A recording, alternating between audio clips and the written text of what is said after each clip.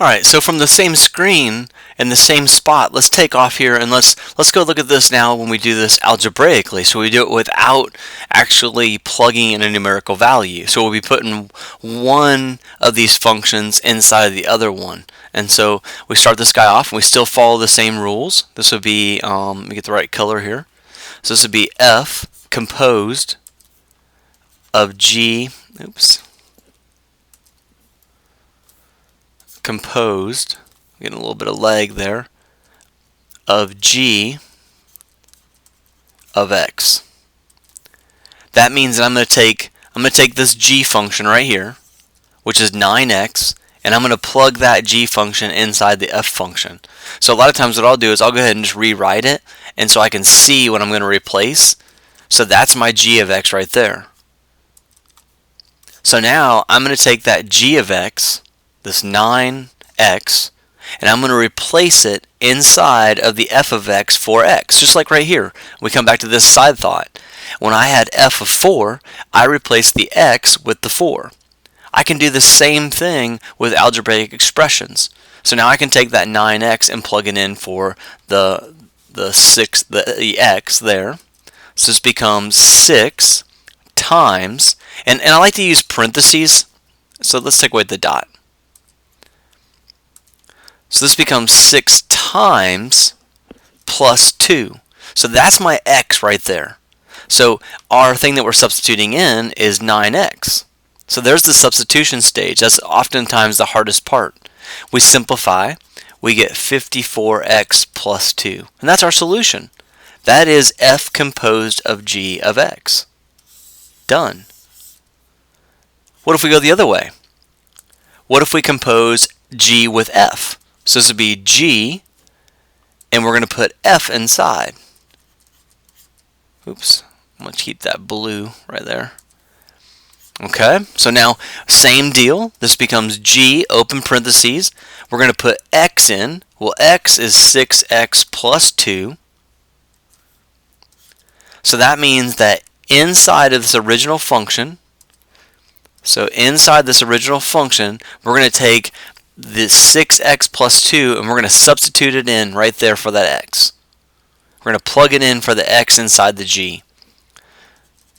So this becomes 9, open parentheses, there's where my x goes. And then in this case here, it's 6x plus 2. So I put the f function inside the g function. I simplify. So that gives me 54x plus 18, and that is g composed of f of x. Final answer. So unlike on the first situation where we actually had a numerical value to plug in, if we're just doing composition functions algebraically, we're just plugging one inside the other and then simplifying. I'm going to hit pause for a minute and kind of see what we got coming next. Alright, let's take a look at, let me refresh what I had done here before. So let's take a look at like what happens if we plug like a radical inside of a radical, or just what happens when we have radicals involved. So let's kind of clean that up there. So same composition, same idea, we're still using the same rules. And so let's start off and let's do f composed of g. So f composed of g of x is equal to f with g stuck inside. So that's f with 6x plus 1 inside. So that's the square root, right? The square root. And then we're going to replace the 6x plus 1 with the x. So that becomes 6x plus 1. So that's f composed of g of x.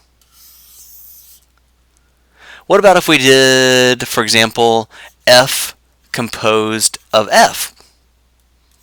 So we compose the f inside the f. Well, that means by definition, that is f with f of x inside. So that means that we start off here, that's going to be the f of the square root of x. Get rid of that red. Oops, on a different level. There it is. Alright, at this point, we're going to take what we have right here, and we're going to plug it inside of right there. So this becomes the square root of the square root of x. So I gave you this particular problem because that causes us to encounter something. That's your solution. So that is f composed of f of x, but it's not an acceptable answer. You can't plug that into MyMathLab and expect them to take that answer. So we need to learn how to simplify that and understand. So what I'm about to do right now is a side thought, a side note on how to handle a radical inside of a radical. So let's establish a couple of trains of thought. Let's remind ourselves that a single square root, that's a square, understood 2 right there, that's in radical form. And so if we put this in rational form, that would be x to the 1/2 power. So now let's take that one step further. So now we have the square root of the square root of x. So that means that I have x to the 1/2 power to the 1/2 power. Okay, we take that down. So from there, we know that if we have, for example, an x squared raised to the 3rd power, that would become x to the 2 times 3, which would be x to the 6th power. So in that case there, we multiply our exponents. So we bring what we have right here, and we come down here and say, okay, well that means if we have x to the 1/2 to the 1/2, that is x to the 1/4, because we multiply those exponents. So remember, I'm building the thought process here. I'm walking you through these different properties of radicals and things that you can do. That means we come back over here and we take what we had right here in rational form and we put it back in radical form. So we take this guy and put him back in radical form. That would be not the square root, but the 4th root of x. So our final solution to this guy would be the 4th root of x. So f composed of f of x would be the 4th root of x. Alright, and that's in what we call radical form.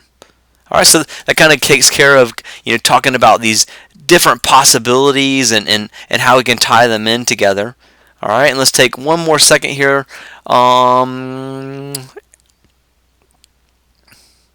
I'm going to stop right there. I'm going to let you play with that. And if you have any questions, we got 2 examples here where we did f composed of g and we plugged in, and g composed of f and we plugged in. We dealt with what happens when we have radicals and how we handle the radicals and plugging a radical inside the other one. So I guess should give you enough to get started, and then you can always email me with questions or use the resources from the textbook.